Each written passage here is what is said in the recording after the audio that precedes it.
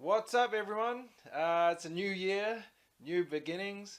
All right, with Amazon, it's always changing. Okay, last year there was changes, and I'm sure there's going to be changes this year too.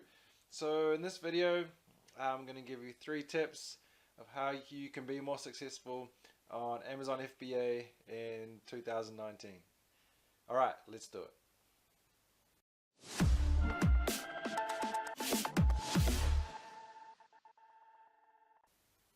All right, so number one is be different. Okay, so I've talked about this quite a bit in the past, but a lot of times when people are starting out, they see a product that they think that will do pretty well.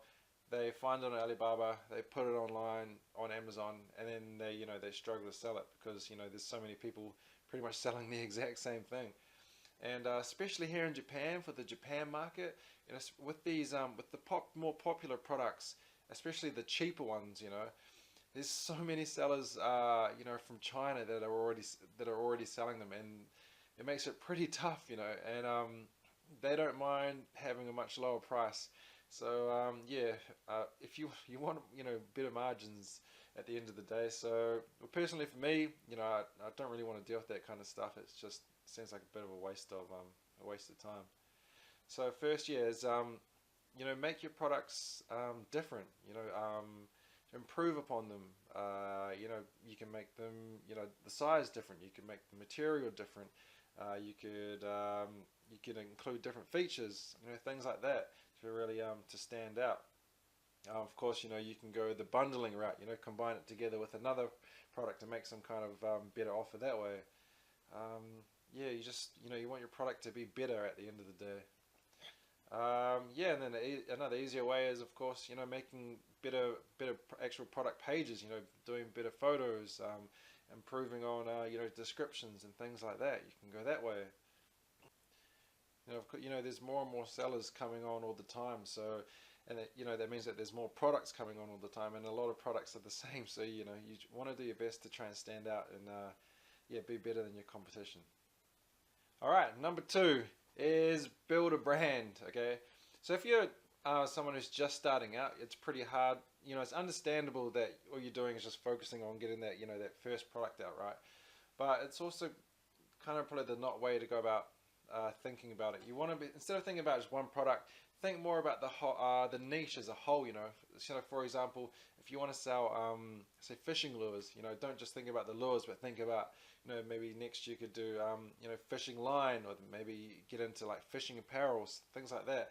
So not only does it give you some kind of guide to where to go next, you're also building up value. You're building up a brand. Okay, so you know if you're thinking really long term, that's something that you could possibly sell if you really wanted to at the end of the day. Sell the whole brand as a business.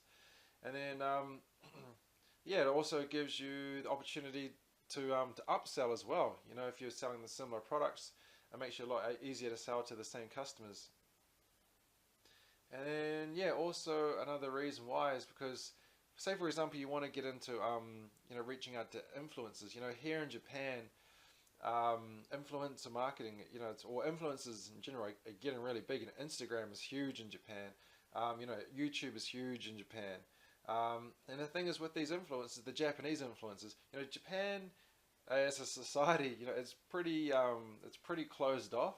I don't know the exact percentage of how many actual Japanese people are in the country, but I'm pretty sure it's high 90s, and the majority of them only speak Japanese, right? So you get these influencers. They're really their only choice. They can't really listen to influencers from other country, or watch YouTubers from other countries, because they can't speak English or other languages and things like that. So these people have they've got quite a lot of power. So if you can reach out to them, and you can promote your brands that way. So it can be a good way to grow. All right, and number 3 is experiment. Okay, so this one applies to myself quite a lot, mainly because I started this YouTube channel, and so this year I really want to try a lot of new things with our FBA business. And you should be too. If you're trying things, you're learning things. You're growing at the end of the day. So maybe it's something like testing, experimenting with new products. Maybe products that don't really have well, they're not really even on Amazon Japan. You know, they might be doing really well in America or in Europe or whatever, and maybe they could do well here, but there's no proof, right? If of course there's going to be a lot of products that won't do well in Japan that do overseas, but there's also going to be a lot of products that do well in Japan as well. So it's, you know, it's really something to think about, and that's one of the good opportunities about getting into this market. You know, if you're first, and if you can get a product that's doing really well, you know, you can make some good sales that way. So they're not only product wise, maybe sourcing. Like personally, we're thinking about sourcing from Vietnam for the first time. Up until now, we've only sourced from China, but you know, it seems like quite an attractive idea because you know, they're pretty much just as cheap as China, but a lot of their manufacturers, they aren't actually on Alibaba. So theoretically, you should be able to find some products there that are unique that, you know, a lot of people won't be able to find if they're searching on Alibaba all the time. So that idea really, really appeals to me personally, yeah. And then I guess, yeah, marketing strategies. Like I said before, with influencer marketing. Like personally, we haven't really done much of that in the past, but I think we're really going to give that a shot this year.